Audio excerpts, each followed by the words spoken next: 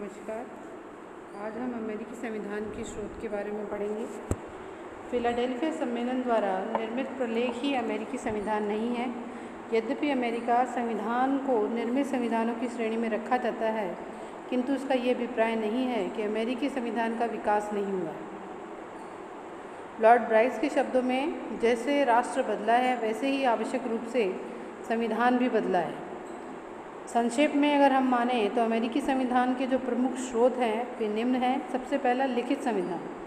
Philadelphia सम्मेलन द्वारा निर्मित संविधान प्रलेख अमेरिकी शासन विधान का मूलभूत स्रोत है। दूसरा है संविधान संशोधन। संविधान संशोधन में लिखित संविधान पर आवश्यक चर्बी चढ़ाने का कार्य किया है और अमेरिकी संविधान को समय और परिस्थिति के अनुकूल ढालने में संविधान संशोधनों की महत्वपूर्ण भूमिका रही है। अब तक अमेरिकी संविधान में 27 संशोधन हो चुके हैं। उससे ये पता चलता है कि अमेरिकी संविधान संशोधनों के माध्यम से ही आगे बढ़ रहा है।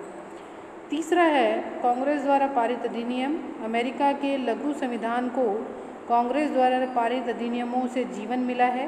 कांग्रेस ने ऐसे अनेक अधिनियम पारित किए हैं जिनके आधार पर शासन के अंगों तथा उनकी कार्य पद्धतियों को निश्चित किया गया है। उदाहरणार्थ, मूल संविधान में राष्ट्रपति के मंत्रिमंडल के बारे में कुछ भी नहीं कहा गया है, तथापि कांग्रेस द्वारा पारित अधिनियमों के परिप्रेक्ष्य में विभिन्न कार्यपालिका विभागों का गठन किया गया है। चौथा है न्यायिक व्याख्याएं। अमेरिकी संविधान के विकास में सर्वोच्च न्यायालय की महत्वपूर्ण भूमिका रही है। जब कभी कांग्रेस द्वारा निर्मित अधिनियमों को न्यायालय में चुनौती दी गई तो न्यायालय ने संविधान के अनुच्छेदों के संदर्भ में उनकी जांच की। न्यायालयों द्वारा संविधान की व्याख्या होने से संविधान का अर्थ ही बदल जाता है। प्रोफेसर मुनरो के शब्दों में, प्रत्येक सोमवार को सुबह जब सर्वोच्च न्यायालय अपना निर्णय देता है, संविधान संशोधित हो जाता है। विल्सन के शब्दों में, सर्वोच्च न्यायालय एक प्रकार की निरंतर बैठने वाली संविधान सभा है जो संविधान में मूलभूत नियमों की व्याख्या कर उन्हें विकसित करती है। तो इस प्रकार देखा जाए तो जो भी न्यायालय में संविधान से संबंधित संशोधन होते हैं वो भी संविधान का एक स्रोत बन जाते हैं। फिर है न्यायिक व्याख्याएं। अमेरिकी संविधान के विकास में सर्वोच्च न्यायालय की महत्वपूर्ण भूमिका रही है। जब कभी कांग्रेस द्वारा निर्मित अधिनियमों को न्यायालय में चुनौती दी गई तो न्यायालय ने संविधान के अनुच्छेदों के संदर्भ में उनकी जांच की। न्यायालय द्वारा संविधान की व्याख्या होने से संविधान का अर्थ ही बदल जाता है। मुनरो के शब्दों में, प्रत्येक सोमवार को सुबह जब कहने का अभिप्राय ये है कि मुनरो जो ये बात कहते हैं कि हर सोमवार को जब न्यायालय अपना कोई निर्णय देता है तो संविधान संशोधित हो जाता है। फिर हम आते हैं परंपराओं पर। बीएड के शब्दों में, अमेरिकी संविधान के अंतर्गत क्रांतिकारी परिवर्तन संशोधनों तथा अधिनियमों के द्वारा नहीं हुए हैं, अपितु रीति रिवाजों और प्रथाओं से हुए हैं जिनमें संविधान की आत्मा ही बदल गई है। अमेरिकी संविधान की प्रमुख परंपराएं इस प्रकार हैं, जिनमें सबसे पहला है राजनीतिक दल। राजनीतिक दल से संबंधित लिखित संविधान में राजनीतिक दलों का उल्लेख नहीं है। संघ को अधिक शक्तियाँ दी जाएँ या कम शक्तियाँ दी जाएँ, विवादपूर्ण प्रश्न को लेकर भी हैमिल्टन और जेफरसन के 2 दल बन गए थे। आज भी दोनों दल ज्यों के त्यों ही बने हुए हैं। कैबिनेट प्रणाली का अभ्युदय। अमेरिकी संविधान में कैबिनेट का उल्लेख नहीं है। राष्ट्रपति वाशिंगटन ने अपने कुछ सलाहकार नियुक्त किए। धीरे धीरे उनके सुचारू रूप से बैठकें होने लगी और राष्ट्रपति उनकी सलाह में ही महत्वपूर्ण निर्णय लेने लगे। तो आज भी वही कैबिनेट की समस्या का परंपरा का पालन हो रहा है। आज भी जो कैबिनेट है वो वही होते हैं जो कि राष्ट्रपति के सलाहकार होते हैं और वो राष्ट्रपति की इच्छा तक ही काम करते हैं। फिर है सीनेट का शिष्टाचार। परंपरा के अनुसार सीनेट राष्ट्रपति के द्वारा की गई केंद्रीय नियुक्तियों को यह सोचकर स्वीकार कर लेती है कि राष्ट्रपति राज्यों की नियुक्ति में उनकी इच्छाओं का आदर करेगा।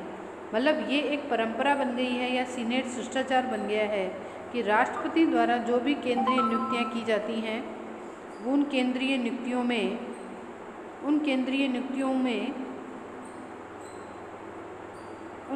नियुक्तियों में जो है राज्य की नियुक्तियां भी राष्ट्रपति की इच्छा पर ही निर्भर कर दी गई हैं।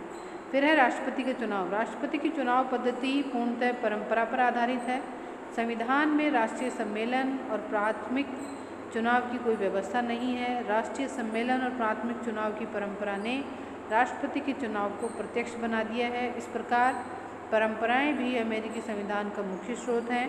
लिखित होते हुए परंपराएं अपना अनवरत विकास होता रहा है। तो परंपराओं की श्रेणी में अगर हम देखें तो सबसे पहला राजनीतिक दल है, यानी राजनीतिक दल नाम की कोई चीज़ संविधान में उल्लेखित नहीं थी, पर हैमिल्टन और जेफरसन जो दो व्यक्ति थे जिन्होंने संविधान के निर्माण में महत्वपूर्ण योगदान दिया था, उन्होंने अलग अलग विचारधाराओं के आधार पर ही दो पार्टियां बन गई।